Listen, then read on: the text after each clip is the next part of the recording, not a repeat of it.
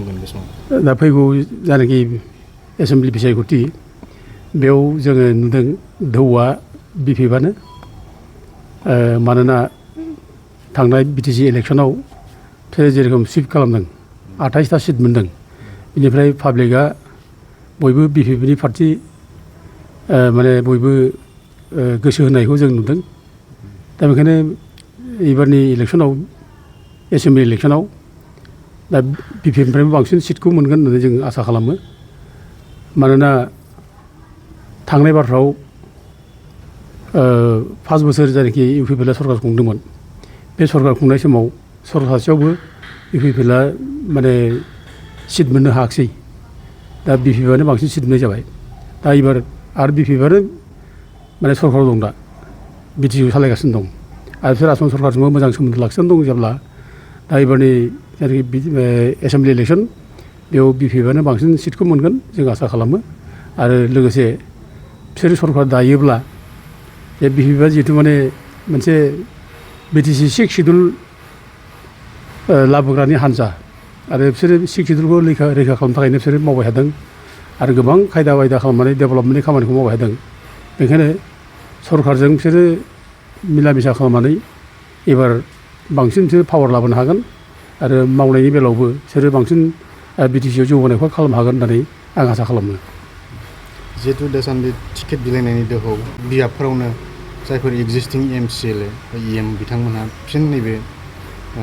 Assembly इलेक्सननि थाखाय बिथांमोना ticket हास्थायदों नोंथांनि नोजोराव माबायदि बुंगोन जिहेतु मेरला गुबुन दैदेनगिरिफोर दं बिथांमोना चान्स मोननो नांगोन नामा? बाथ्राथ' सैथोथार कुइसनाथ' खोब मोजां दा जोंनो मोजां केन्डिडेट गोदान केन्डिडेट नांगौ बेथ' बयबो लुबैयो दा गोदान जेनेरेसनबो जों क्रिएट खालामनांगौ बेबो खोथा नंगौ दा जों फुराना केन्डिडेटखौ जों लाबाय थानानै दा जों गोदान केन्डिडेटखौ जुदि जों चान्स होआब्ला जाय जेनेरेसना जों गेप जागोन दा ओंखायनो जोंनो मोजां जों क्रिएटबो खालामनांगौ आरो फारसेथिं नैबे जायनाखि एमसिएलएफ्रानो इएमफ्रानो दा दारायफिनदों दा बेबो जिनिसा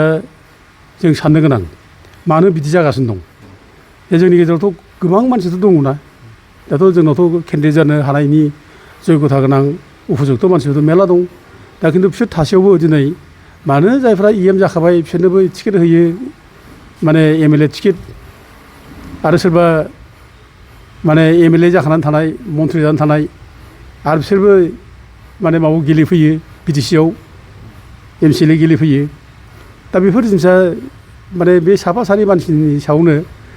निर्भर खालामनाय बायदि जायो दा बेफोर गाज्रि नुनाय जायो दा गथिखे बे जानो नाङा दा जेरै नै दा जों देग नुनो मोनबाय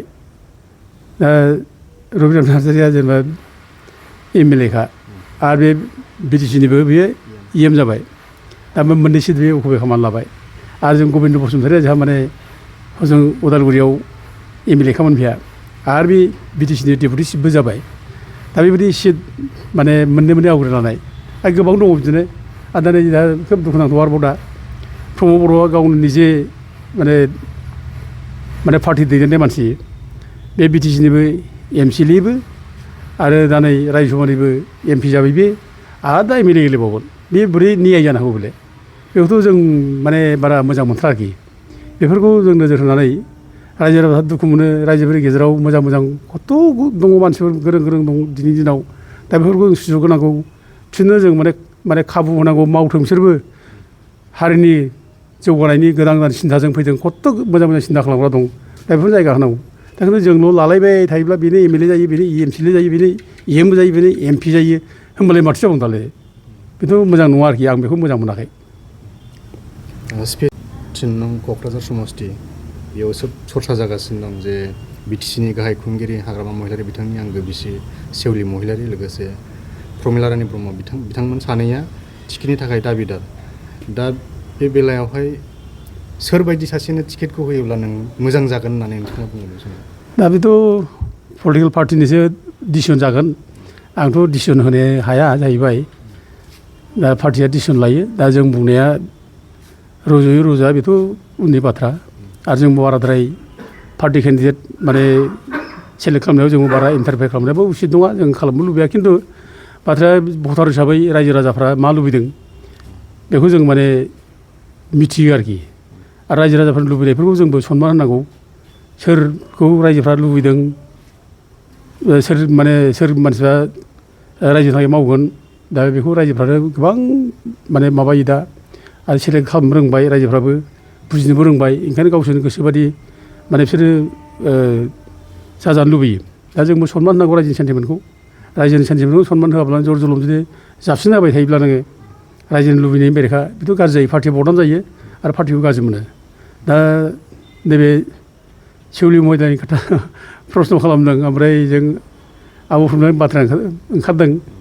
दा प्रस्न खालामदों आब' प्रमोदआ एसे फुरानाबो जाबाय गोबाव जाबाय बियो दा जोंथ' बेखौ बोरै नों गारदों होननानै बोरै बुंनो सिनियर मानसि गोबां बे अबदान होबोबाय जेलबो जालायनाय मानसि हिसाबै जों गारदो होननो हाया खिन्थु पाब्लिकआ दा लुबैदों मा एसे रेस्ट लाथोंसै बियो होनना बेखौ लुबैदों आरोखि दा जोंनि सनमानाथ' राजनितियाव सबसमाय थाबाय थाया दा बयबो लुबैदों आब' प्रमिला जिरायबा हामसिगौ दा जोंखौबो बिराद बुंथिनबाय थायो इभेन पार्टिनि मानसियानो बुङो बेखौ माने रिकुवेस्ट खालामदो दा जों जुदि बुङोब्ला जुदि गाज्रि मोनोब्ला बेबो मोनसे ओमफ्राय फारसेथिं बे जुदि अख्रा सोलियोब्ला बेबो मोनसे दा बेखौनो गाव गाज्रि मोननो नाङा जों रिकुवेस्ट खालामनायखौ बे जाथि माने आइ आफा जाम्बा जाम्बि भटारफोरनि बाथ्राखौसो जोङो माने खोन्थागोनथ' दा जों खोन्थानायल' जागोन थेवबो बेखौ खोनानानै बे गाज्रि मोननो नाङा रायजोफ्रा लुबैदों एसे जिरायथोंसै रेस्ट लाथोंसै बेखौ लुबैदों दा बहा गावनो एखेबारे जों माने सनमानखौ लानानै गावनो रेस्ट लानाया मोजां जों बेखौ लुबैयो फारसेथिं सेउलिनि बाथ्राखौथ' जों मा बुंनो बेथ' आरो शिबनिबो बिसि जाबाय दा जों बेखौ होनांगौ होननानै बुङा दा सोरबा जुदि पार्टियाव सोरबा दंब्ला बे क'क्राझार माबायाव समस्तियाव पार्टिया डिसाइड खालामदों बेखौ जों लुबैयो दा खिन्थु हाग्रामानि बिसि हिसाबै बे जे मोनथारनांगौ बेबो बाथ्रा नङा आरो लोगोसे हाग्रामानि बिसिया जे मोनथारनाङा बेबो बाथ्रा नङा थारमाने बेहा जुदि दयखथा दंब्ला बेहा केलिबार दंब्ला बेहा जुदि केपासिटि दंब्ला बे गोरोंब्ला बे रोंगौब्ला बेहा बेबायदिब्ला जों बेखौ जोङो माने बिनि बेरेखाबो बुंनायाबो जों उसित नङा खिन्थु हानाय माने जोङो गेजेराव जुदि सोरबा दंब्ला मोजां मानसि जों बेखौ सायख'नानै होनायाबो मोजां जागोन रायजोफ्रा बेखौनो मोजां मोनगोन आरोखि एमपि महरै बिथाङा सायख'जाबाय आरोबाव फिन नैबे एसेम्बलि इलेक्सनाव बिथाङा तामुलपुर समस्तिनिफ्राय केन्डिडेट महरै गसंबाय इउपिपिएल दोलोनि बेखौथ' आं दहायबो बुंखांबाय दुखु मोनो आं बेखौनो लानानै बे प्रमद बर'आ गाव हारसिंखौल' जुदि साननानै लाबायब्ला बे गावनो एमएलए जानांगौ गावनो एमसिएलए जानांगौ गावनो एमपि जानांगौ साननानै लाबायब्ला बे हल माने बिटिसि ओनसोलनि इसिबां माने एमएलए सेगमेन्ट दं बेखौ दारायजोबबानो जाबायना हारसिंनो होमब्लाबोथ' जायोना जायासै दा बेखौ मा खालामाखै बेथ' मोजां नङाना बेफोर जिनिसा गाज्रि आरो बेनि थाखायनो पार्टिनि माने माबाया क्रेडिबिलिटिया नस्थ' जायो पार्टिखौ बिदिखौ गाज्रि मोनो दा प्रमद बर'आ बिदि बुंबाय गाबोन अफजिसनबा रायगोन बयबो बुंखागोन बयबो बुंगोन जोंबो बुंसै जेनेबा बेल' नामा हारसिंल' नामा दस्रा गैला नामा कत' दंना रायजोआव गाव दस्राखौ हरमोन कत' मोजां मोजां मानसि दंमोन इउपिपिएलआवबो मोजां मोजां मानसि दंथ' बिसोरखौनो हरमोन रायजोसभायाव गाव माने नेतृत्वखौमोन माने इउपिपिएलनि नेतृत्वखौ गावनो होनांगौमोन आरो दा एमएलएआव गाव दारायनाङामोन दस्राखौ होमोन थारमाने गावल' जाजोबब्ला बोरै जानांगौ बेथ' मोजां नङा दा बे आरोखि दा बेजों लोगोसे नैबे माखासेखौ आं बुंबावनो लुबैदों नैबे केन्डिडेट सेलेक्सन खेथ्रआव दा बावखुंग्रियाव कुमुद नार्जारि नामा बे माने केन्डिडेट लुबैदों आरोखि आं बिनि प्रति एसे सिम्पेथि देखायनो लुबैयो मा बे थांनाय बाराव बिटिसिआव बेखौ केन्डिडेट हिसाबै टिकेट होनाय जायाखिसै बे एखेबारे बिराद माने जरदारबाय बे पार्टिनि खामानि मावबाय बे टिकेट मोनाखिसै दा बेखौ एसे बिट्रि खालामनाय जायो एबार मोनसे सुजुग फैदों जेब्ला एमएलएआव बेनो होनायाबो मोजां आं बेखौ सानो आरोखि हाग्रामा मोना जाहाथे बुजियो बेखौ बेनो होयो बे जायो आरो सिडलियावबो बेनो जायो सिडलियाव सुद्द' बसुमतारी मोनहा एखेबारे फुराना एखेबारे वार्कार गोदोनिफ्रायनो उपेन्द्र ब्रह्मनि समावनो मावबोनाय मानसि आरो बे दा टिकेट लुबैदों दा बेखौबो होयोब्ला मोजां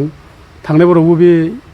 एमएलए माने केन्डिडेट हिसाबै दारायखानाय बे क्रुसियेल टाइमाव बे गाबथाबोनाय मानसि दा बेनो होनाया मोजां दा बेनो होआब्लानो जुदि आरो बिपिएफआबो जुदि सोरबा एमसिएलएखौसो सोरबा इएमखौसो बेयाव होबावोब्ला बिसोरबो रायजागोन ना पाब्लिक गाज्रि मोनलायगोन ना बेखायनो जों बेफोरबायदि माने केलिबार गोनां मानसि मोजां मानसिफोरखौ जों थाब थाब फिगुवा खालामनानै जायगा होलायब्ला रायजोफ्रा मोजां मोनो न्यायखौ होनाय जाबाय मोजां होनाय मोजां बिसार खालामनाय जाबाय बे मोनसे फिलिंसा फैयो आरोखि पार्टिनिफ्रायसो मोजां मोननाय फैयो खिन्थु बे रोखोम खालामाबालासे एखेबारे जेरैबायदि गोसोबायदि खालामोब्ला रायजोफ्रा खुद्रियो बोराबो गाज्रि मोनो दा बेफोर गाज्रि मोननाय भाबानो पार्टियाव माने गोहोम गोलैयो ओंखायनो बेफोरखौ नायनांगौ आरो लोगोसे जेनेबा तामुलपुर समस्तिया एसटि समस्ति तामुलपुर समस्तिया एसटि समस्ति बेयाव दिनै बिपिएफ पार्टिया गावहानो गोगोम सासे केन्डिडेट दंखायो इमानुवेल मुसाहारिया दा बेखौ होयोब्लाथ' मोजां बेखौ होनांगौ दा माबाजों कन्टेस्ट जागोन बेहा प्रमद बर'जों दा खिन्थु बे एसटि समस्तियाव जोङो दा जेरै खोनाबाय थादों बिजेपिया बिदों होननानै दा बिजेपिनो हगारब्ला रायजोफ्रा खुद्रिगोन ना गाज्रि मोनगोन हाब बिजेपिनो एसटि रिजार्भफोरखौ माने फाननाय जाबाय ओरैनो लायनाय जाया होमबा ओंखायनो बेफोरावबो जोंनि पार्टिनि मानसिफ्रा केयारफुल जानांगौ आं बेखौनो बिपिएफ पार्टिनि दैदेनगिरिफोरखौ आं खावलायहरनाय जायो दिल्लीयाव राव गारां दैखांनायनि थाखाय दा बर्थमान बिथां इउपिपिएल निफ्राय साथाम दैदेनगिरि बिथांमोना एमपि जानानै दं बिथांमोननिफ्राय माबायदि आसा खालामथावदों जोंथ' बिराद आसा खालामो माने देरसिन माने जायगा होनब्ला माने पार्लामेन्टआनो गणतन्त्रनि सबसे देरसिन जायगा पार्लामेन्टआनो दा पार्लामेन्टआव बे गोरिब गुन्द्रा जाम्बा जाम्बिनिफ्राय साथाम गाहाम माने एमपि मोननाया बे जोंनि थाखाय बिराद माने गौरबनि बाथ्रा जों जोबोद मोजां मोनो दा पार्टियाव जोङो जुदि सोरखौबा मोजां मोनो मावनायखौ मोजां सोरबाखौ गाज्रि मोनोब्लाबो जों खिन्थु एक माने धारसे जोंहा जे एमपि साथाम मोनबाय जों बेखौ गोजोननाय मोनो मोजां मोनो जातिनि थाखाय मावथों जातिनि थाखाय मावनांगौ दिनै हा हुनि इसु दं जोंहा ट्राइबेल बेल्टनि बाथ्रा दं बेखौ गोग्गोमै बिसोर बुंनांगौ ट्राइबेल बेल्टआव इसिबां इलिगेल इनक्रोचार दं बिसोर ओंखारजोबनांगौ बेखौ बुंनांगौ जों लुबैयो बर' रावफ्रा दिनै माने आसामाव एस'सियेट अफिसियेल लेंगुवेज जाबायमोन बेखौ उथायफिनबाय 2000 माबायाव 22 आरोखि दा बेखौ दिनै आसामाव इसिबां डिस्ट्रिक्टफोर दं बेफोराव एस'सियेट अफिसियेल लेंगुवेजखौ खालामफिननांगौ बेनि दाबिखौ खालामनांगौ दा गोबां माने प्रब्लेम दं बेखौ जाहाथे जोंनि एमपिफ्रा माने पार्लामेन्टआव बुङो बेखौ जोङो खावलायो बे जों साधारन जों बे सोरबा पार्टिखौ गोजोननो थाखाय एलाइन जानानै थानाय जों बेखौ लुबैया जाथिया बिराद गिदिर समस्या दं बे समस्याफोरखौ बुंहैनांगौ जों बेखौ लुबैयो